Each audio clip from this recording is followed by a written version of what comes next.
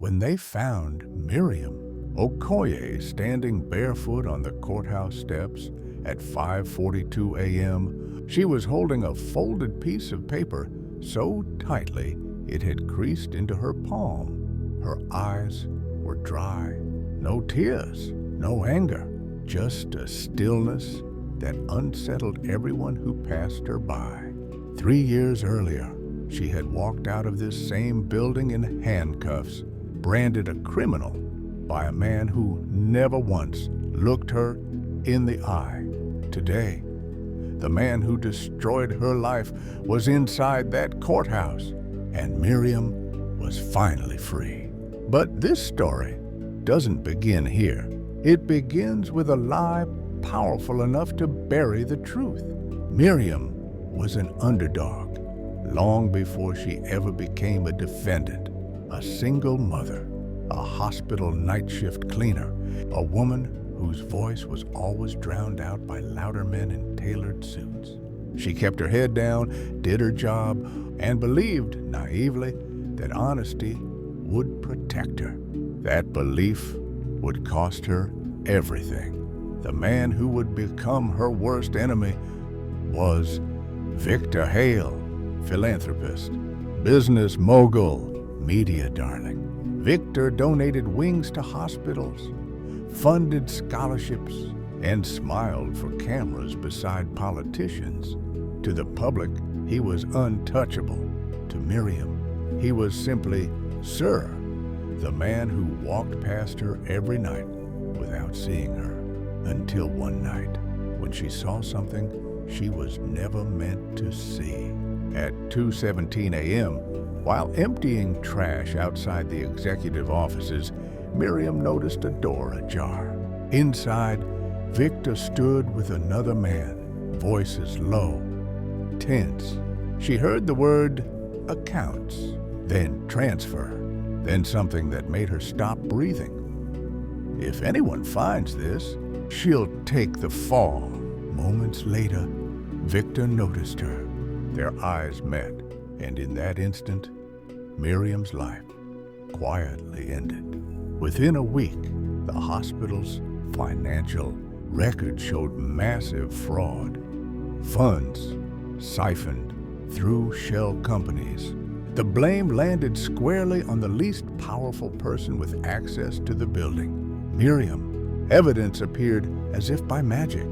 Digital trails, forged signatures, security footage edited just enough to implicate her.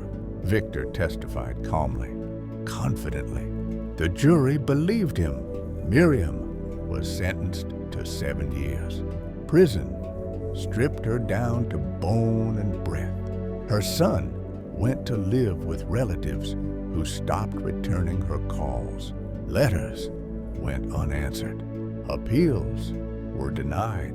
And yet, inside that concrete cage, something unexpected grew. Not hatred, not revenge. Clarity. Miriam noticed patterns others ignored. Inconsistent dates, accounts that didn't quite line up. She spent nights in the prison library, teaching herself the language of law and finance. She learned patience. She learned restraint.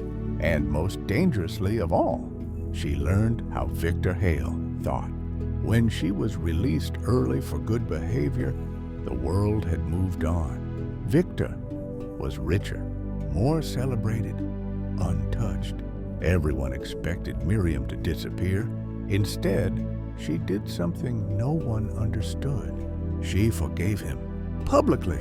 In an open letter that went viral, Miriam wrote, "I forgive the man who took my freedom because carrying his cruelty would only continue his work."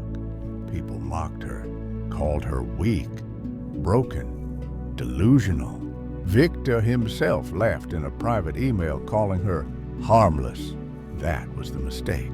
Forgiveness wasn't surrender. It was camouflage. Behind the scenes, Miriam shared what she'd learned with a journalist who had one rule: publish only when the evidence was airtight. Over months, she quietly helped untangle Victor's financial empire. Shell companies collapsed under scrutiny. Whistleblowers, emboldened by her calm persistence, came forward. And then the paper she'd been holding on the courthouse steps was unsealed. A confession. Not Victor's, but his accountant's. A man facing terminal illness who decided at last to tell the truth. The courtroom was silent as the judge read the findings. Miriam's conviction was overturned. Victor Hale was named the primary architect of the fraud. Warrants were issued, assets frozen. For the first time, the powerful man looked small. Victor was led away in handcuffs just as Miriam stepped outside. Cameras flashed. Reporters shouted questions. One asked the only thing that mattered. "How do you feel about the man who did this to you?" Miriam paused. Then she said softly, "I hope he finds the courage to live with what he's done. No bitterness, no triumph, only peace." Justice had been served, not through vengeance, but through truth. As the sun rose higher, Miriam unfolded the paper in her hand. On it was a new court date, a civil hearing. More names, more evidence yet to surface.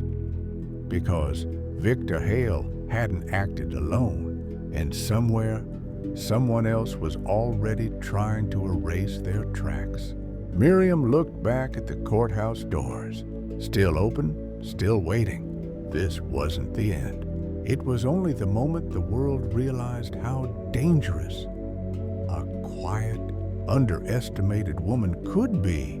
The silence after Victor Hale's arrest was louder than any prison door Miriam Okoye had ever heard slam shut. For weeks, no one called her. No interviews, no apologies from the institutions that had failed her. The public had already consumed her story and moved on, hungry for the next scandal. Justice, it seemed, was a headline with an expiration date. But Miriam knew better. Justice was never finished. It only changed shape. The civil hearing listed on that folded paper wasn't about money. It was about exposure. The kind, powerful people feared more than prison. Victor Hale had been the face of the fraud, but faces rarely acted alone. Systems did. Networks did. And those networks were already tightening, quietly trying to protect themselves. Miriam felt it the first night she returned to her small apartment. Her door was unlocked. Nothing was stolen. No drawers pulled out. No obvious threat. Just a single wine glass placed carefully on her kitchen counter, one she didn't own. A message. They knew where she lived. Fear crept in, cold and familiar. Prison had taught her how fear worked, how it whispered, how it waited. She didn't scream. She didn't call the police. Instead, she sat down, closed her eyes, and breathed until the shaking passed. She had survived worse. The next morning, her journalist contact, Ethan Rowe, called with a warning. "People are nervous," he said. "Victor's arrest cracked something open. Accounts are being wiped. Documents destroyed. Someone doesn't want that hearing to happen."